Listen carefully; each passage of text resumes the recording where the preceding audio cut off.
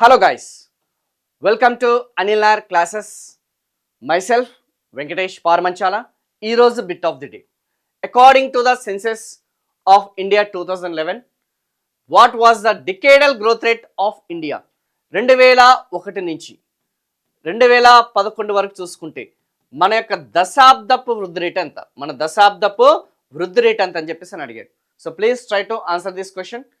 Is it 16.7%, 18.7%, 19.7% or 17.7%? The right answer వచ్చేసి మనకి 17.64% అనేది రైట్ ఆన్సర్ అన్న సంగతి గుర్తుపెట్టుకోండి. 17.64% వచ్చేసి మన యొక్క దశాబ్దపు వృద్ధి రేట్ అన్న సంగతి గుర్తుపెట్టుకోండి.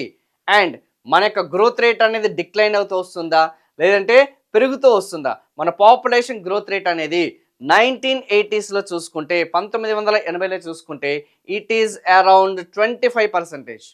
తర్వాత మెల్లమెల్లగా తగ్గుతూ ఇప్పుడు ప్రజెంట్ వచ్చేసి according to the 2011 population census 17.64%కి తగ్గిందన్న సంగతి గుర్తుపెట్టుకోండి. So definitely it is showing the signs of slowing down. తగ్గుతున్న సంకేతాలతో కూడిన అధిక వృద్ధి, హై గ్రోత్ రేటే బట్ తగ్గుతున్న సంకేతాలతో కూడినదన్న సంగతి గుర్తుపెట్టుకోండి. So for more videos, for lengthy videos మన యొక్క అనిల్ నాయర్ క్లాసెస్కి సంబంధించిన ఛానల్ని సబ్స్క్రైబ్ చేయండి.